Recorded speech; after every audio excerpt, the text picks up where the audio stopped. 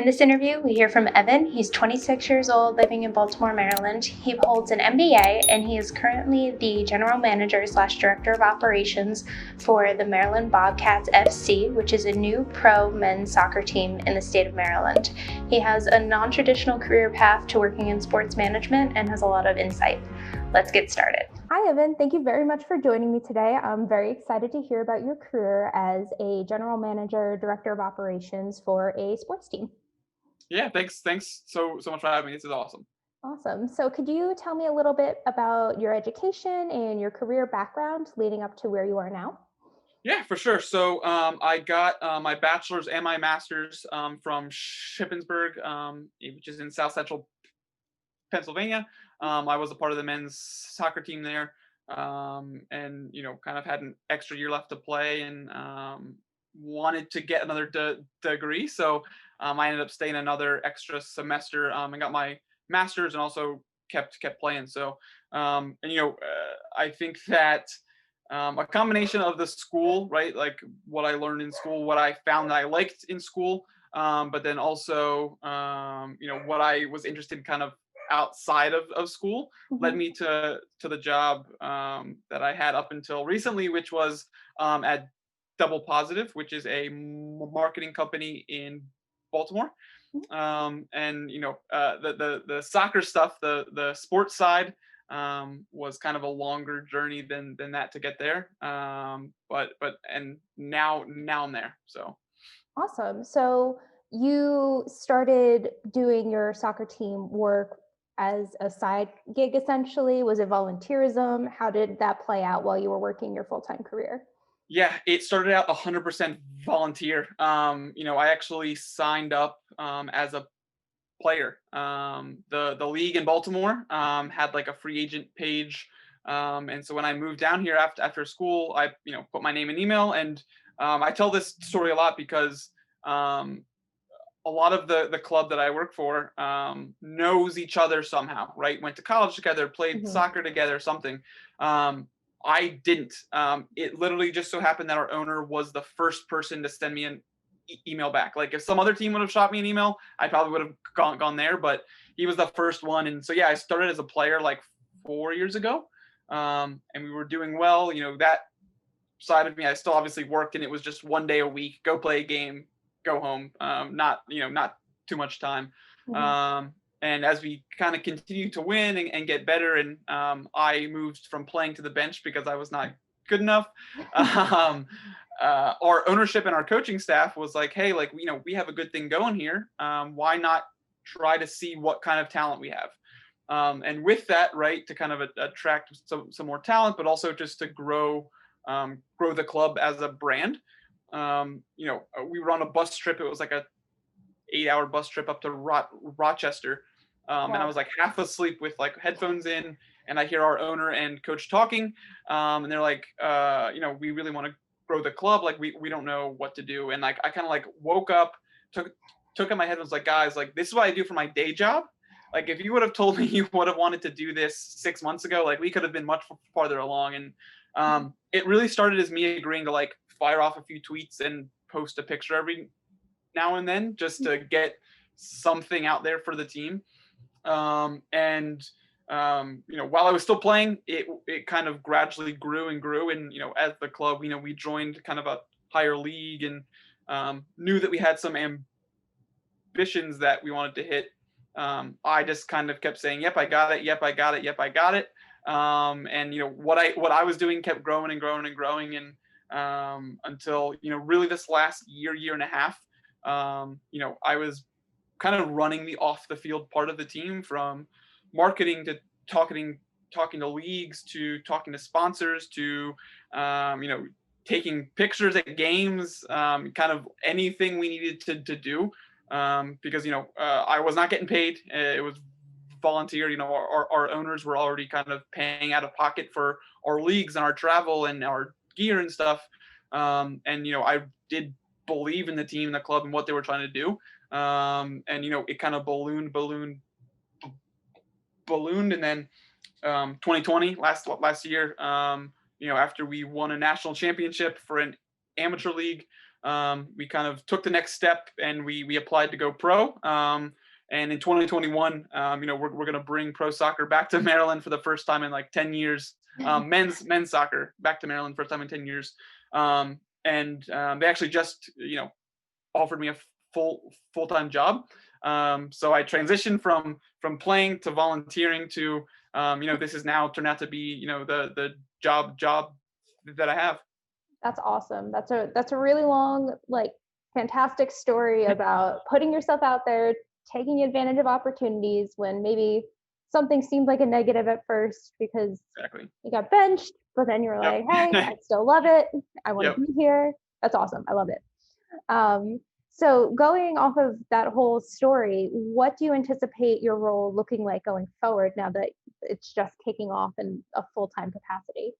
Yeah, it's funny because I've gotten that question a lot recently, and my answer is that honestly, I don't think that much is going to change. It just now I get to actually have time to do the stuff that I thought needed to get done like a year ago. Yeah, no, it's people always like, oh, is there enough stuff to do? Like, are you going to be bored? And no, like sports, even during our off season, which is like now, I'm on calls almost every day between the leagues getting ready for the next season, and especially now with COVID, it's stuff's up in the air. There's more protocols between talking to players, and again, even though we're going pro, like we have a very streamlined club.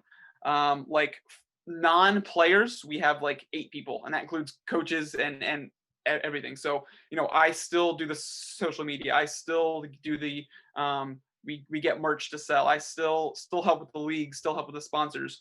So it's, in my opinion, it's not going to change too much. I just finally have all the time now left that I think each part needs. So awesome. Yeah, I definitely understand where you're coming from in terms of not having enough time to see everything to fruition that you have in your head. So on that note, what are some key skills that maybe a student who's just starting their bachelor's should focus on honing to get into a career in a sports management type of role? Yeah, I think there's 2 big things in sports. And again, like I didn't get a sports degree in particular. I was always interested and kind of wanted to lean that way.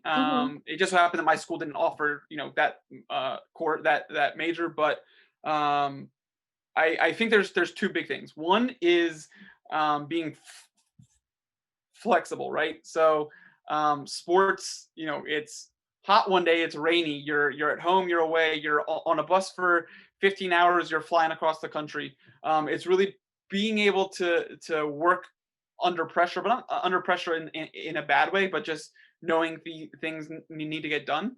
But it also works for like what needs to get done. A lot of sports, especially at the non-NFL, MLB level, you wear a lot of different hats. It's not just, you're only going to send tweets, you're only gonna work at the stadium, you're only gonna do XYZ. It's being interested and willing to do a lot, to get your foot in the door, to move up, to prove value. The other thing I think is people skills. That's kind of, I think, the thing that gets lost, because sports, like, I interned at the Washington Spirit, which is the women's professional team, and the contacts I made there, I still talk to 2 of them almost weekly now, and they're not there anymore. They're gone, but because they worked for that team and helped launch that team, I've been bouncing ideas off of them and trying to get them on calls, and being able to talk to people and get that bond. But also, more importantly, I think for sports and for what I've learned the last year, is to be able to take in what people are saying and not just talk all the time, but actually be able to take it in. And if I ask them one question, they might give me an answer to that, but also an answer that is going to answer my next 3 or 4 questions. And so I think the non-textbook answer is being able to be do lots of things, but also be able to find those people and those relationships, and be able to use them, not always to get a job, but maybe they can introduce you to someone who can get you a job. That's great. I think that something you pointed out, which is very important, is internships. Now, did you have a connection already to that organization to get your foot in the door for an internship, or was it completely like a cold call type situation? It was completely a cold call. I obviously love sports and love soccer. I think this was only year 2 that they were in existence. So again, they were still kind of small too. Hmm. But I knew obviously I was going to be back in the area for the summer and applied and went through a couple rounds of interviews and got it. And yeah, it was definitely a long summer. It was game days were 12 to 13-hour days, and in the sun or the rain, like I said, the storms would come through. But no, that beyond what I learned, again, working and being able to kind of work at a startup, for lack of a better term, club, and I got to talk to the players and I got to talk to the owner. Even though these are players and people that run a D1 sports team, because it was so small, I really had that access, and whatever I was interested in doing, they kind of would figure out a way to maybe get me involved. Hmm. But again, I also met people that I'm now using kind of to help launch our club, and get us to the next level, because of that 2 months that I worked for a team in the summer. That's awesome. I think I would love to hear if you have found anything surprising about being in a more sports management role than what your degrees were in. If anything about that field of work is different, it's shocking, unshocking, anything. Yeah, I think that the biggest thing is that sports is kind of a microcosm of everything else, right? Whether it be marketing or photography or music, right? There's kind of a lot of different things that can go into a sports team club. I learned psychology in college. That wasn't necessarily part of my major, but it was a class I had to take that has helped me be able to get fans to come to our games and to actually buy our stuff. And Hmm. I do really think that people say it all the time that like sports is just like life in an hour or an hour and a half, and off the field, I think that's true too. I also think that sports is a very hands-on thing. It's a very, especially what sport you're in. What you may do in baseball is different than football, different than hockey, than soccer, and it's a very like you have to kind of be there to do it, to see it, to even see if you're gonna like it. Maybe, right? There's a lot more than the on the field stuff too, right? It's Hmm. people always say like, oh, you must love going to games, and I'm like, if we have a game, I don't get to watch the game. Like I'm doing everything else off the field that I don't even get to watch. I don't think you can learn that experience in school. It really is just you have to go out and do it kind of thing. I would imagine that a lot of students who might be interested in working in a sports related career are thinking like the MLB, the NHL, like right off the bat. So it sounds like you're giving a good case for starting at that smaller scale and really getting involved. So that's really interesting to hear. Yeah, it's to be honest, I also had that thought is I wanted to work in MLB or NFL. But those are hard, and like I'm not saying you can't get it. I didn't get it right out of college. Mhm. But yeah, I mean, there's tons of teams. There's minor league teams like us, all across the country. Every sport, rugby, lacrosse, tons of sports that yeah, like. And the thing I loved about our club and what I was able to do was, if I worked for the O's or the Ravens, which I'm not saying I wouldn't, but I wouldn't. I bet I wouldn't be able to have as big of a impact on what we do every day, as big of an impact on what the future of the team is going to be. Mhm. I'm making this decisions and having conversations that in 6 months, 12 months, 2 years are going to have big impacts Mhm. that I wouldn't be able to do if I was at a bigger team. So going forward, do you have any predictions for the next 5, 10 years of how working in sports management, team management, what that looks like? Yeah, I think, obviously I haven't been doing it for too long. And honestly, before I started with this club, I had zero experience besides the internship and kind of had to learn on the job. But, from talking to people that have been doing, sports now for 30, 40 years, from the leagues, and also just what I've seen and had to do, I think there's going to be kind of two things that are going to be important that maybe are all already happening or all already important, but I think are going to grow more. And I think one is the focus on being hyper local, right? Before it was like, let's just try to get this big region, and if we can get X% of these people to come to games and buy stuff, like that'll be good because it'll cover costs and all that. And I think that the teams that I admire most, and teams that I look for how to run our club are teams that are taking a more of a personal approach. I'm not saying they can't still target a big area, but clubs that are really trying to focus on what makes them them, right, and not just another team. Kind of tying back earlier, really going into their communities and talking to people and making sure that the people that are there in their communities can have an impact on their team, their club, whether they work for them or not. And I think that hyper localness is going to kind of grow. I'm biased because I'm in soccer, but what our league is doing, and where we're having new teams and the people involved, that's been the most successful teams, is the teams that maybe are in smaller areas like Chattanooga, and Detroit, Mhm. than